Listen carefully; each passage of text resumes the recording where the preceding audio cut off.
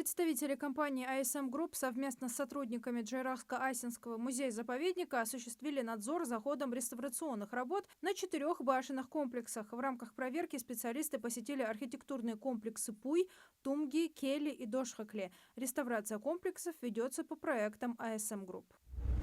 Госдума на этой неделе рассмотрит проект о запрете продавать детям газосодержащие товары, которые используются для токсикомании, сообщил спикер Госдумы Вячеслав Володин в своем телеграм-канале. Проект направлен на борьбу со снифингом, формой токсикомании, при которой подросток вдыхает пары углеводородных сжиженных газов. По данным следственных органов, данная проблема не разрешается длительное время, несмотря на принимаемые в субъектах России меры. Кабинет министров поддержал законопроект, который предлагает запретить пропаганду идеологии child-free. Документ защитит от распространения в интернете, СМИ, фильмах и рекламе информации, которая пропагандирует отказ от рождения детей. Также правительство посчитало, что документ требует небольшой доработки. Отмечается, что понятие «отказ от деторождения» не должно касаться информации, связанной с отказом по медицинским причинам или религиозным соображениям. Комитет Госдумы по госстроительству рекомендовал Палате принять в первом чтении законопроект, устанавливающий штрафы до 5000 рублей за опасное вождение. Законопроектом предлагается дополнить Кодекс об административных правонарушениях новой статьей 1238, предусматривающей административную ответственность за нарушение правил дорожного движения, выразившееся в опасном вождении в виде административного штрафа в размере от 3 до 5000 рублей.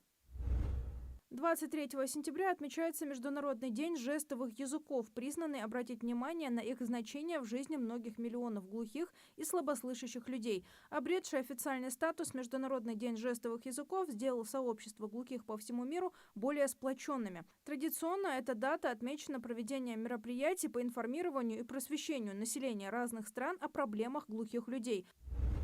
Всероссийская перепись населения 2030 года пройдет полностью в цифровом формате. Перепись 2030 года станет первой, в которой будут использованы административные данные Единого федерального информационного регистра сведений о населении, который ведет Федеральная налоговая служба. Данные реестра будут использованы для частичного предзаполнения переписного листа в электронном виде.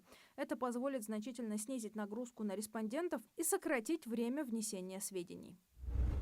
В России все чаще встречается мошенничество с поддельными благотворительными фондами. Злоумышленники создают фальшивые веб-сайты, предлагающие жертвам сделать пожертвования на благие цели, рассказал член Комитета Госдумы по информполитике Антон Немкин.